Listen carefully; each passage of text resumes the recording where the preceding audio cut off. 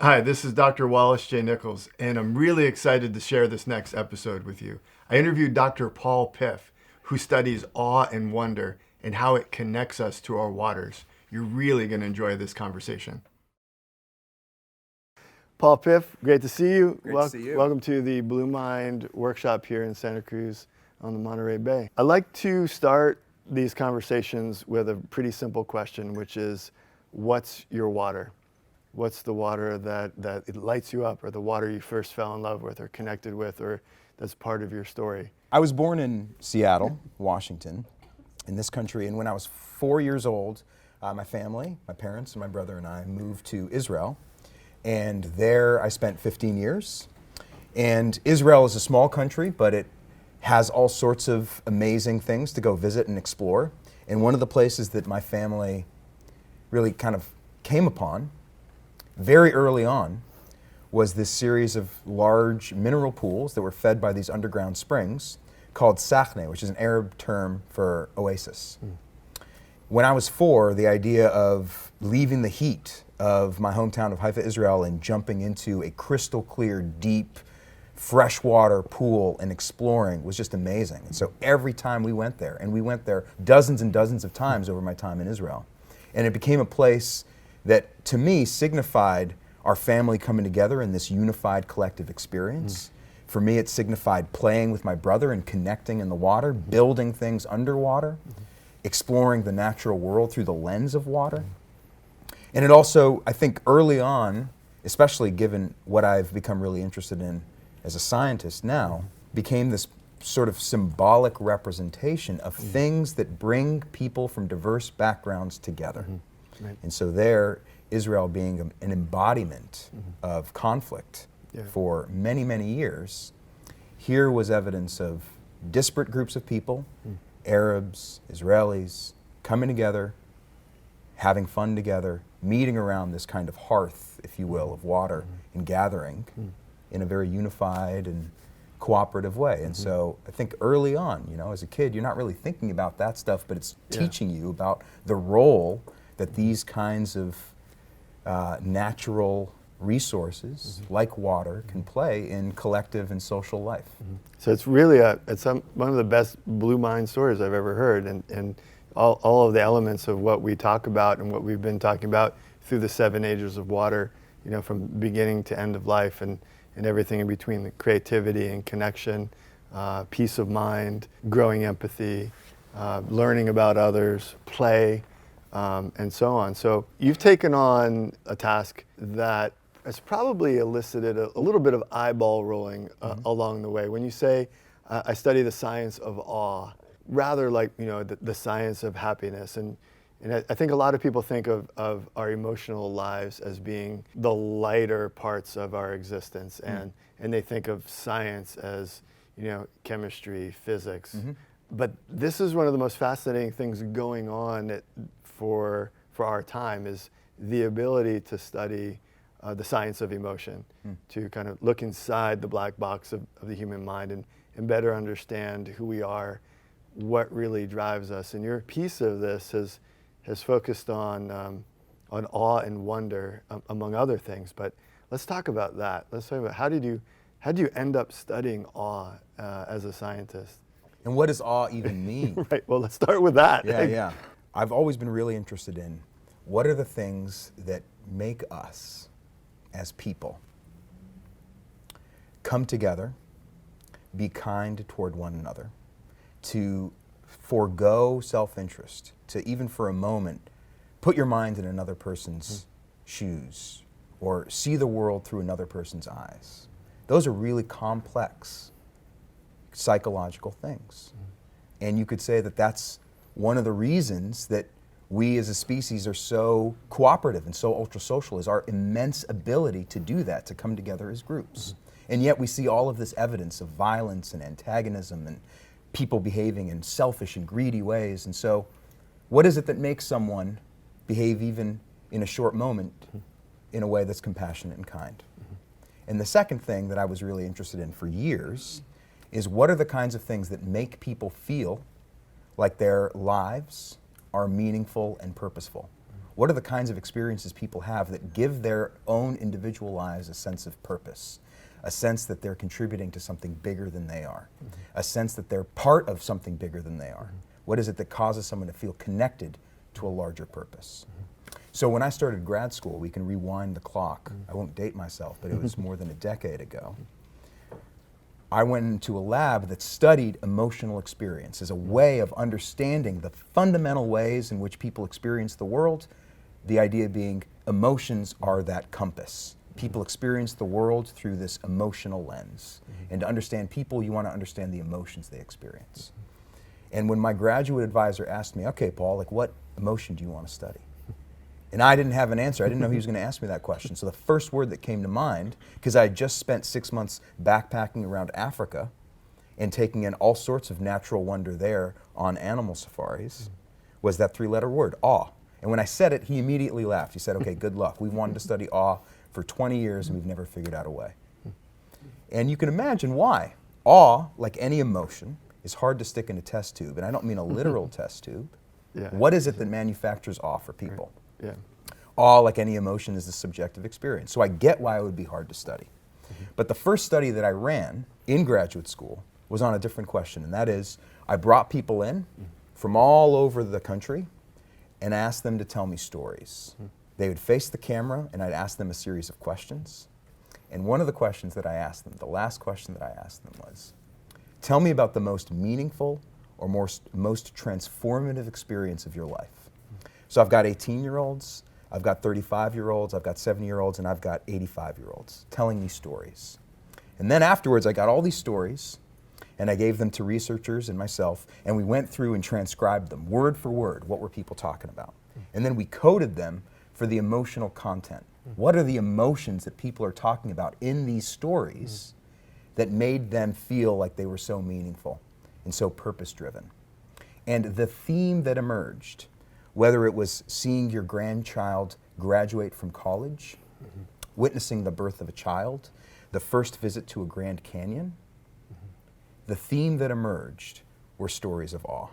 And that was the first insight that I had, that this thing that no one seems to be studying yet seems so significant and important to people's sense of meaning and transformation and transcendence in their own lives. Yeah.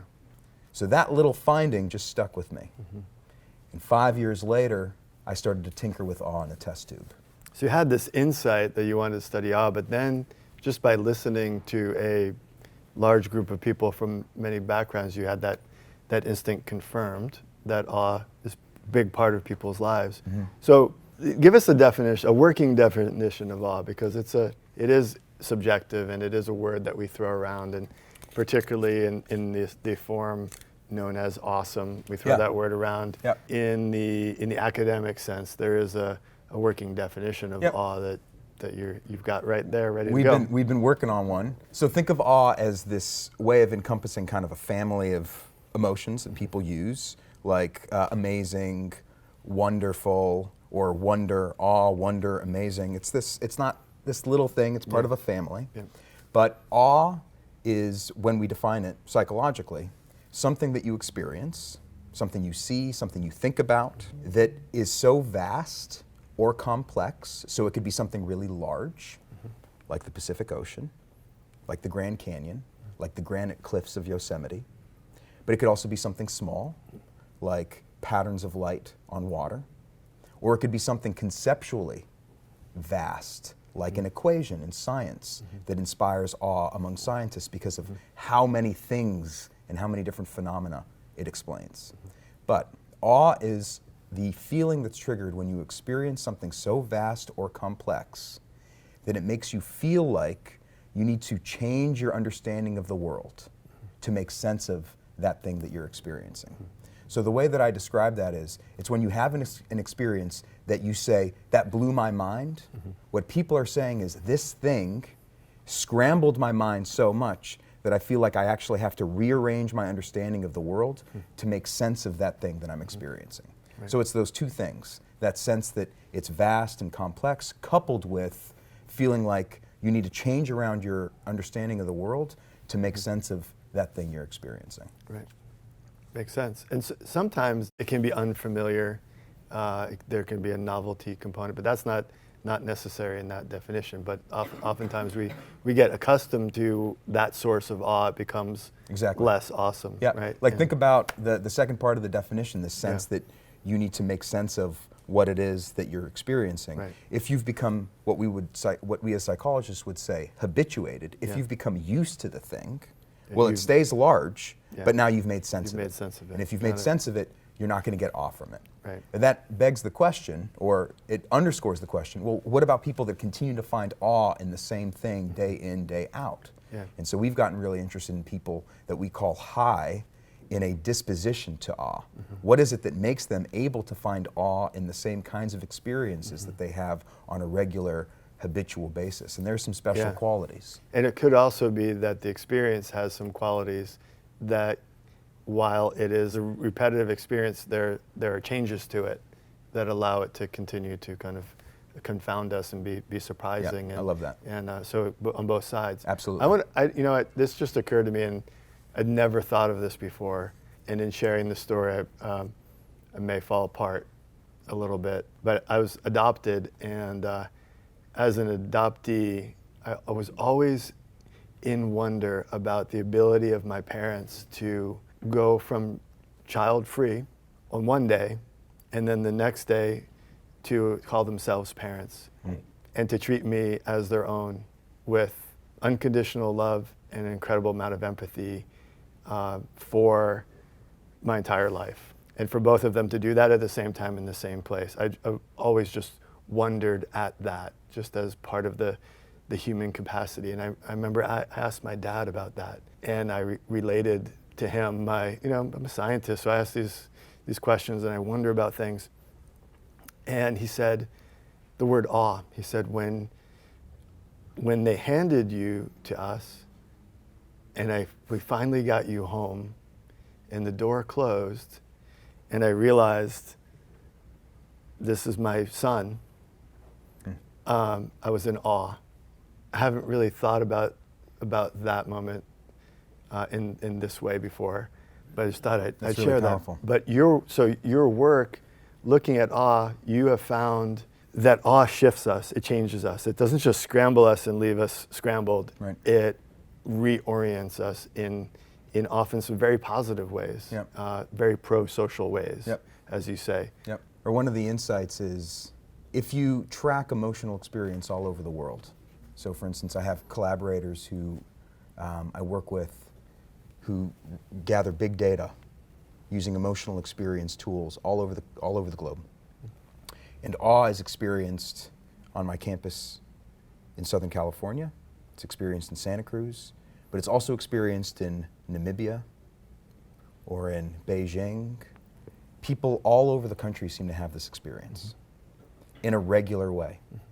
The question then is, if that's a human universal, maybe we evolved to have it. And if we evolved to have it, then did it provide us an adaptive advantage? Why would an emotion like awe, now it's clear why fear would have evolved, avoid. It's clear why disgust would have evolved, don't put that thing in your mouth. But why would something like awe have evolved? So if awe plays a functional adaptive role, what role is that? That's the question. And so then comes the first reason that got me interested in awe, which is what causes people to come together.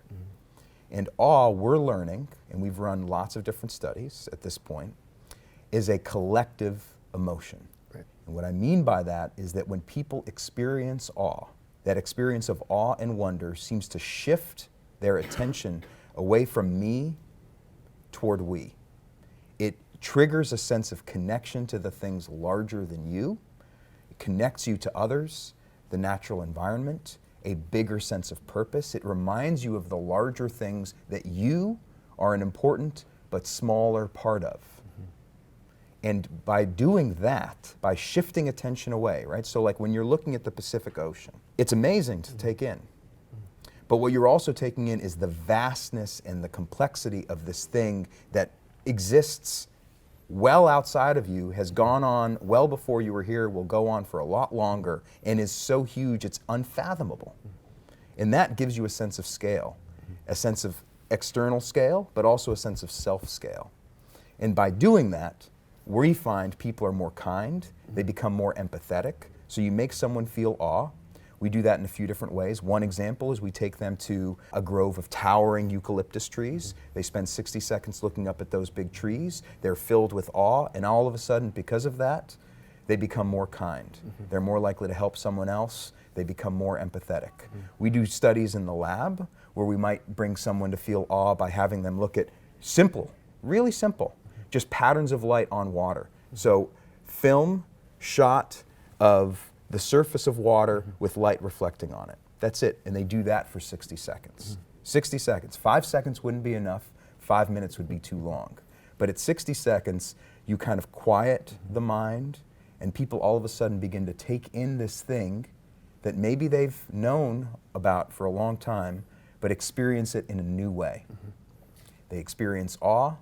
They report feeling less important, less preoccupied with themselves, more empathetic, more compassionate, more kind, and more likely to even give up money, for instance, from their own pockets to help someone else out, which suggests that awe has this important kind of collective role. Awe is an emotion that we evolved to have that connects us to our groups and the bigger world that surrounds us. So in a very personal way, that emotion of awe could even compel us to take in a stranger's baby and care for it as our own. Absolutely. For an entire lifetime. Absolutely. That's a powerful emotion. It's a powerful emotion. Yeah. So we've talked about the various sources of awe in our lives. It may be music, it may be a political rally, could be architecture, could be things large and small. But nature is a very large universal source of awe, both historically and right now and in the lives of many people. And even within that broad category called nature, water holds its own. You've mentioned various kinds of water, from the Pacific Ocean to light reflecting off of the surface of water. I know your team has done research in river environments and forests, but we've been a little obsessed with water in our conversations, and the time we spent together in Cornwall with the musician Alexi Murdoch. And he shared his experiences of awe that he turned into music. There's something about water, and not to get into a water green space versus blue space or ocean versus mountains competition, but water has a few extras to it that allow it to be a source of awe. So your own research, I remember one of our first conversations. You have all this research, but hadn't been sort of pushed to look at water specifically. And I remember you saying when you looked at your own data, there is a water signal in there that you said, wow, that's cool and that's real and that's significant, and let's maybe package that up and connect those dots. Good. One of the first things that you ask or that one would ask is, what are the kinds of things that bring awe about? And you just said very eloquently that so much of awe, or the awe that people experience, is awe in nature. And that's true. And you can measure that scientifically. And we have tried to. And it seems like around 75 to 80% of the times when people experience awe is in the natural environment. Wow. So when they're out in nature. Now that leaves 20% for experiences elsewhere that are really important, like seeing a child being handed to you that's yours to take care of for the first time. But from what people report, far larger percentage is stuff that you do and stuff that you see in the natural world. And when we've gone through and kind of coded what are the kinds of nature or natural environments that inspire awe in people, far more than 50% of those. So the vast majority of people's natural or experiences in nature that inspire awe are ones that incorporate themes of water.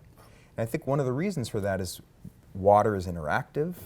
Water is a big part of nature, right? So when you go to a natural environment, one of the draws is there going to be water there? At least that's the case for me, and it seems millions of other people.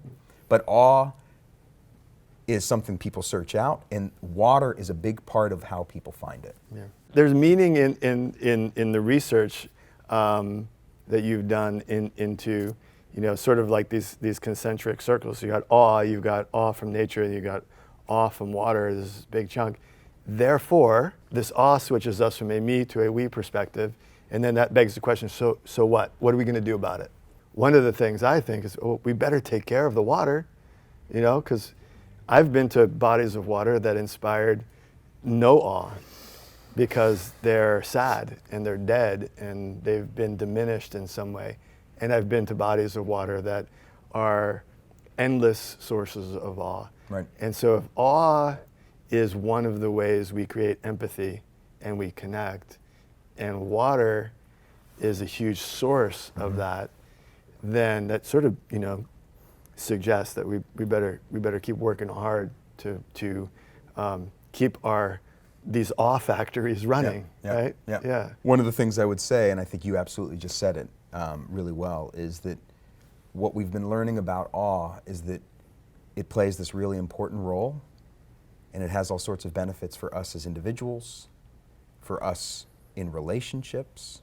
So romantic relationships, couples that experience awe last longer to the extent that they can experience awe together. And it also has benefits for groups and collectives and society in the world. That's the argument. Right. And the conclusion from that I would draw is that it seems vitally important, particularly in society today, where all of these different data that we're gathering suggests that we're looking at a decline in awe. There's actually an awe deficit in society these days.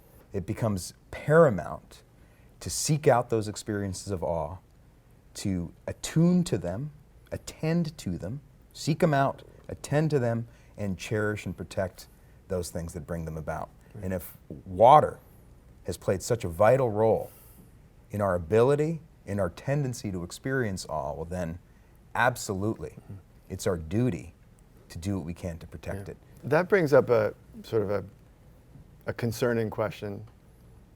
What is an awe-free life like? What are the ramifications of an awe-free community or society? That may be something that you could study, or you hinted at that. So there is a decline in this experience of awe, partly related to the decline in time spent in nature, I imagine. I've talked to a lot of kids about this topic, young people, and none of them have ever said they've experienced awe on their smartphone, or none of them have said an app gives them really much awe. It's generally when the screens are put down.